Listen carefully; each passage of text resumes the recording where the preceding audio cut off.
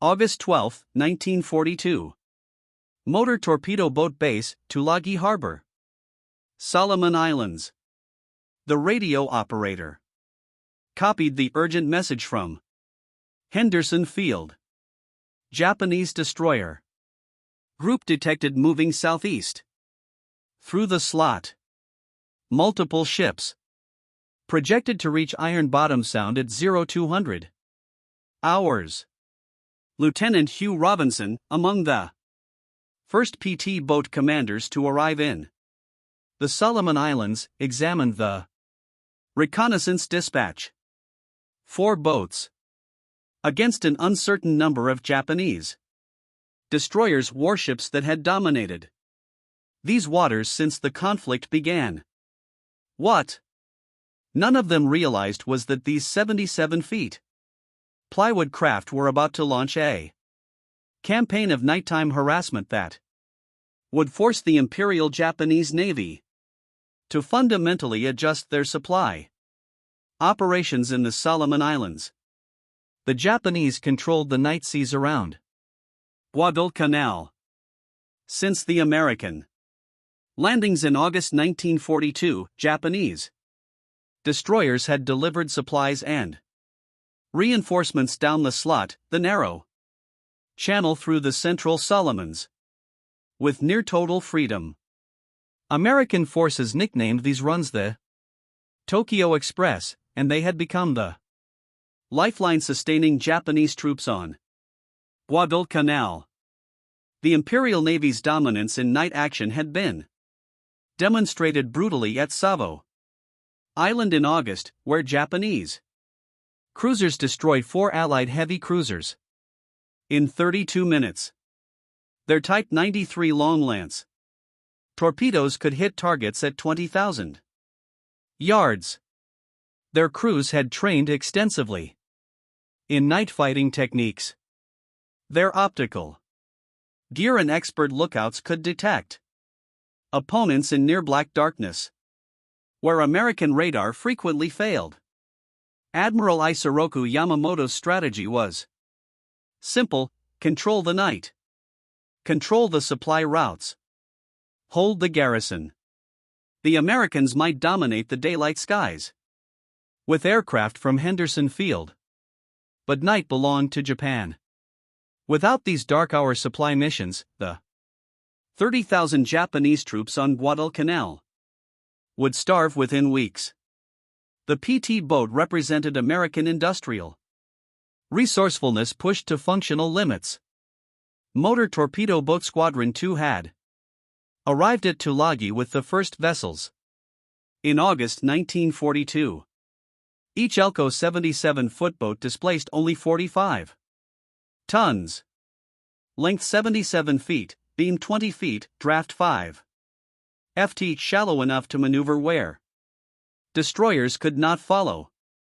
Lieutenant Roland Westholm commanded one of the earliest boats, studying his craft's armament in the fading light. 2 twin .50 caliber machine gun turrets, 421 inches.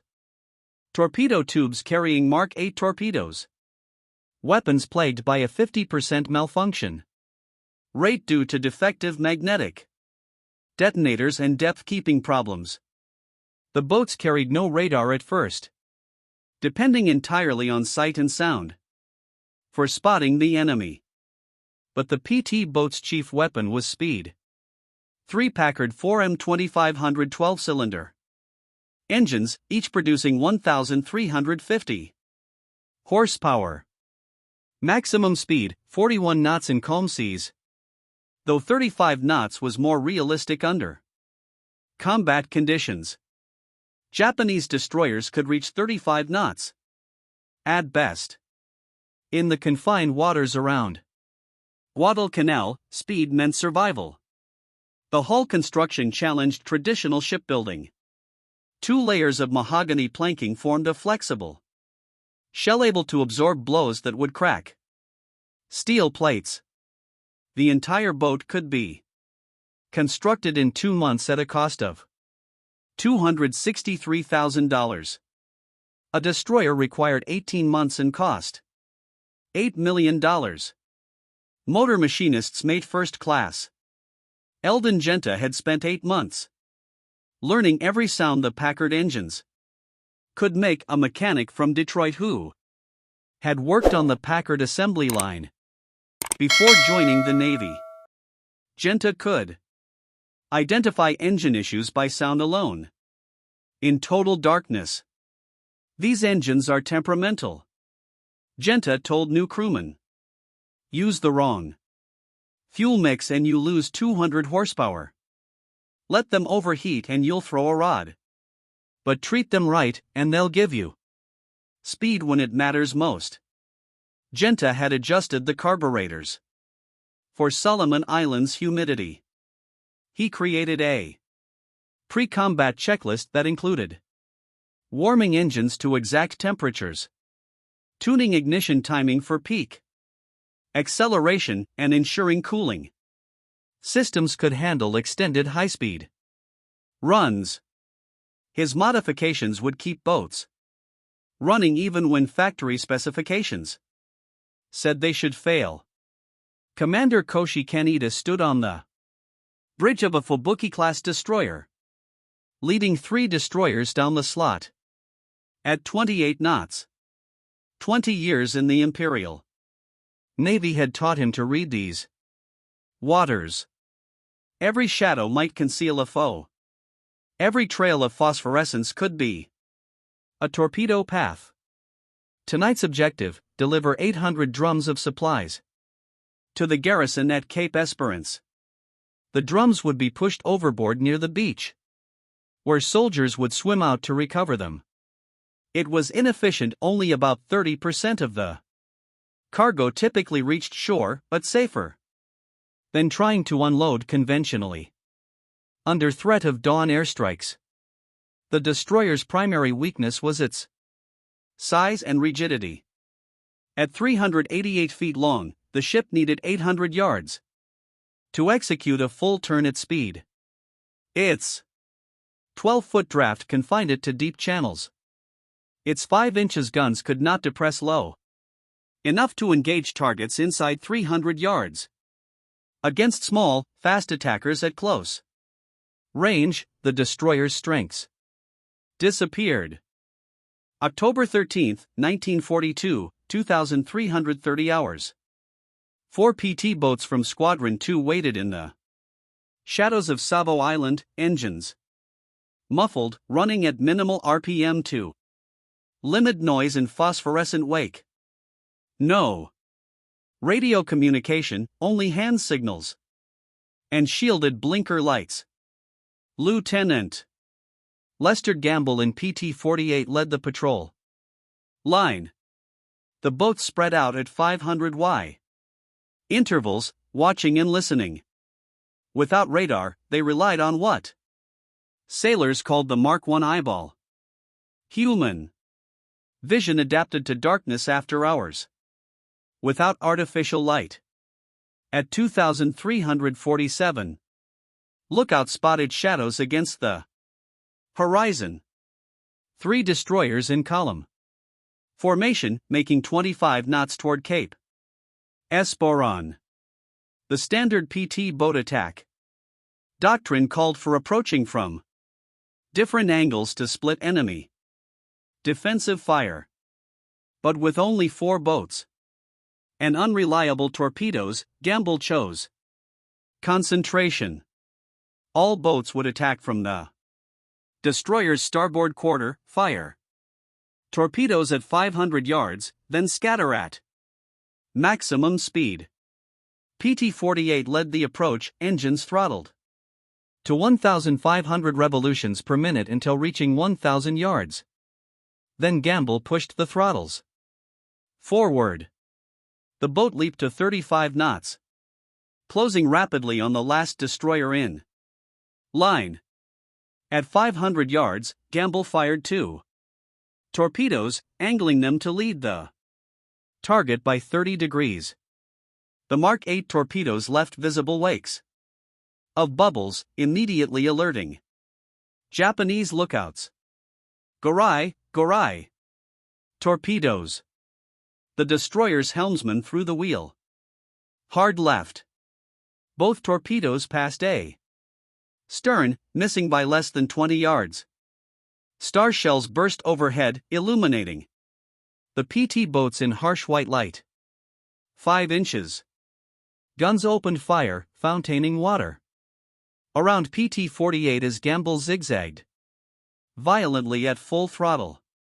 PT-46 attacked next, closing to 400 yards. Before firing, one torpedo ran erratically and missed. The second suffered detonator failure, bouncing off the destroyer's hull without exploding. A problem that would plague PT boats throughout the war. The boats claimed possible hits, but Japanese records show all destroyers returned safely. However, the attacks forced the destroyers to jettison supplies prematurely with minimal amounts reaching shore. The first indication that PT boats could disrupt supply operations even without sinking ships. The disruption of October 13th convinced Admiral William Halsey to reinforce PT operations. By November 1942, 12 points boats operated from Tulagi. Additional boats arrived with new tactics developed through hard experience. Intelligence revealed the Tokyo Express schedule runs every 3 to 5 nights, weather permitting. 4 to 8 destroyers per run. Route predictable. Down the slot around Savo Island to various beaches on Guadalcanal's north coast.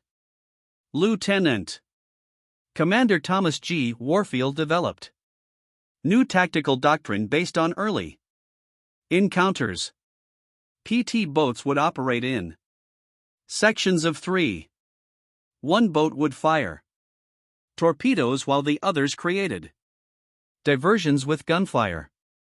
When torpedoes missed, which happened at least 50% of the time, the guns would force destroyers to take evasive action, disrupting their supply drops. Following the surface action, where American cruisers were defeated by Japanese destroyers, PT boats became one element in the broader interdiction effort.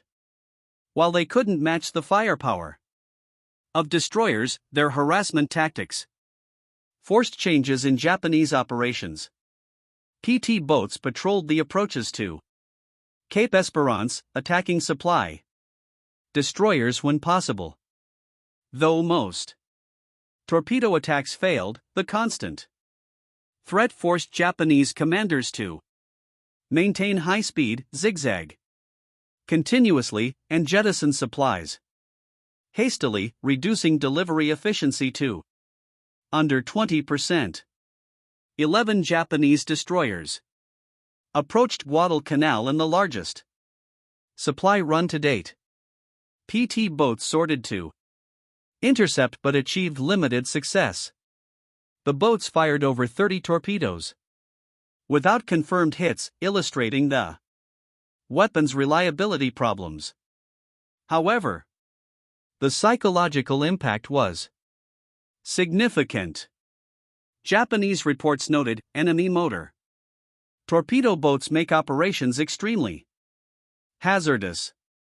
Must maintain constant evasive action. PT-59 achieved one of the few confirmed kills, sinking Japanese submarine the 3 as it attempted to deliver supplies. This demonstrated PT boats could be effective against slower, less maneuverable targets. Admiral Riso Tanaka, Japan's most skilled destroyer commander, personally led the next supply run. His flagship, the new Akatsuki-class destroyer Terazuki, equipped with the latest fire control systems and rapid-fire guns.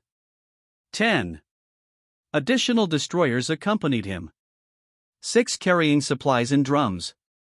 At 2315, PT boats from Squadron 2 detected the Japanese formation of Cape Esperance. Tanaka had anticipated PT boat attacks, stationing Terazuki as rear guard while supply destroyers moved inshore. PT-37. Under Lieutenant Lester Gamble, PT-40.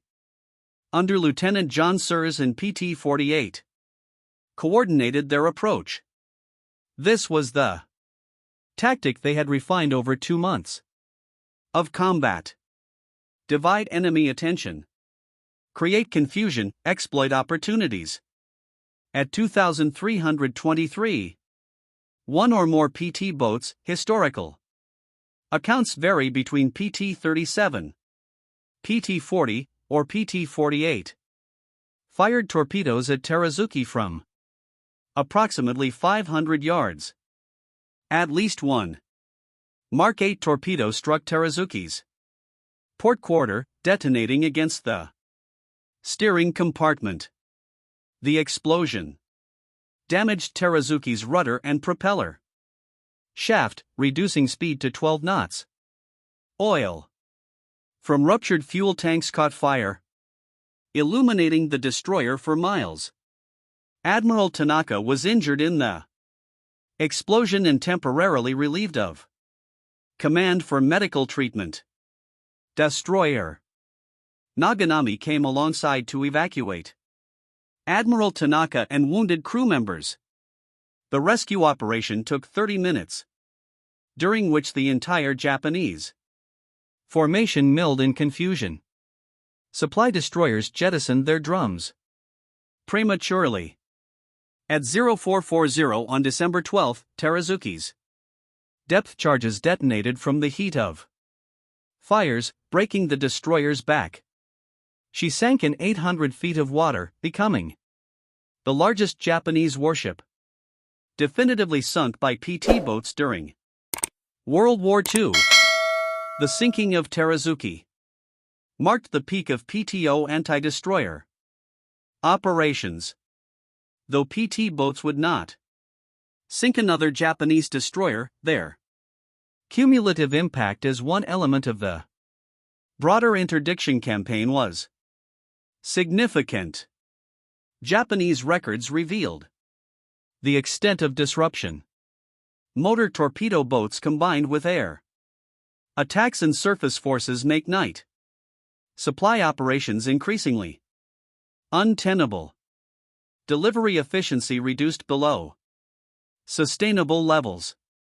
Admiral Tanaka, after recovering from his injuries, continued to command, but noted the enemy's motor torpedo boats, while rarely achieving hits, force constant evasive action that severely degrades our supply delivery capability. By January 1943, the Tokyo Express shifted to submarine and barge operations, methods even less efficient than destroyer runs. The combination of PT boat harassment, airstrikes, and surface actions had made destroyer operations unsustainable. The PTBO campaign demonstrated that naval warfare had entered a new paradigm, where multiple weapon systems working together could neutralize traditional advantages. PT boats alone rarely sank major warships, but as part of a combined arms approach, they contributed to strategic victory. Production statistics revealed the industrial equation. The United States built 531 points boats during World War II. Each boat required 2 months to build and cost 30 th of a destroyer. Even with high loss rates, 69 boats lost from all causes, they provided cost-effective harassment capability. Training programs at the Motor Torpedo Boat Squadron's Training Center in Melville, Rhode Island, produced over 1,000 officers and 10,000 enlisted men. Each crew required just 8 weeks of Training before deployment. By mid-1943, PT boats received SO radar sets allowing detection at 15 miles. The improved Mark 13 torpedo introduced in late 1943 increased reliability significantly. These improvements transformed PT boats into more effective combatants, though their primary role remained harassment and interdiction of smaller vessels. The Imperial Navy attempted various countermeasures with limited success. Destroyer escorts swept ahead of supply formations, but this divided their forces. Float planes dropped flares to illuminate PT boats, but this also revealed destroyer positions. The shift to submarine supply operations proved insufficient. Submarines could carry only 20 tons of supplies compared to 200 tons for destroyers. The garrison required 400 tons daily. Mathematical defeat was inevitable. The development of armored barges for coastal supply runs represented an adaptation to PT boat threats. These slower vessels became the primary targets for PT boats from 1943 onward, where the boats achieved their greatest success against maritime logistics. PT boat service attracted volunteers seeking action. Average age 22 years. Many had never been to sea before. Training. They learned navigation, mechanics, and combat through intensive preparation and harsh experience. Living conditions were primitive. No heads. Crew used buckets, no galleys, cold rations only. No bunks, sleeping on deck. When possible. Tropical diseases infected 80% of crews. Combat stress was intense with all crew exposed during action. Casualty rates reached 33% higher than any other naval service. Yet morale remained high. PT boat sailors knew they were elite volunteers taking extraordinary risks. They developed strong unit cohesion that transcended rank. Lieutenant John F. Kennedy's PT 109 represented both the hazards and heroism of PT boat service. On August 2, 1943, PT 109 collided with destroyer Amagiri during a confused night action. Kennedy's leadership in saving his crew became legendary. Though the incident highlighted the extreme dangers PT boats faced against destroyers, the collision was not intentional ramming, but occurred in darkness when neither vessel detected the other until too late. 11 of 13 crew members survived, with Kennedy towing an injured sailor 4 hours to reach safety. The PTBO campaign revolutionized understanding of littoral warfare and asymmetric naval operations. While PT boats sank relatively few major warships, 1 destroyer, 1 submarine, and numerous barges, their harassment value exceeded their direct combat achievements. Post-war analysis revealed PTBO's primary contribution was forcing Japanese forces to adopt increasingly inefficient supply methods. The progression from destroyers to submarines to barges represented tactical victory through attrition of logistics capability. Modern fast attack craft emerged from PT boat concepts, small, swift vessels using speed and surprise to challenge larger opponents. The emphasis shifted from torpedoes to guided missiles, but the fundamental principle remained intact.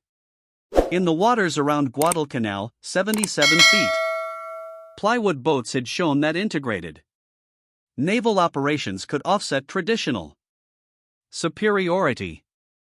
PT boats alone could not defeat the Tokyo Express, but combined with air power, submarines, and surface forces, they contributed to cumulative attrition that proved decisive. The Japanese Navy entered the war confident in night combat dominance. They had not expected that American forces would employ multiple interlocking systems, each individually vulnerable but collectively overpowering. Commander Tamikihara, who survived several PT boat clashes, wrote, "The PT boats taught us that modern war demands adaptation to unconventional threats. They seldom struck us, but they never allowed us to rest." The final accounting was strategically important despite limited tactical gains. One destroyer conclusively sunk, Terazuki. One submarine lost, I-3. Hundreds of supply runs disrupted. Thousands of tons of material lost too. Hasty jettisoning. The combined effect helped lead to Japanese defeat at Guadalcanal. In Iron Bottom Sound, where countless ships lie scattered across the seabed, the Terazuki rests in 800 feet of water, the only major Japanese warship definitively destroyed by PT boats. Her wreck, located in 2024, stands as a memorial to the young men who fought in small wooden craft against steel warships, proving that courage and persistence could shape strategic outcomes even when tactical success was limited. The Mosquito boats had shown that future naval warfare would require integrated operations, technological adaptation, and acknowledgement that even small combatants could contribute to strategic victory when employed as part of broad, coordinated campaigns.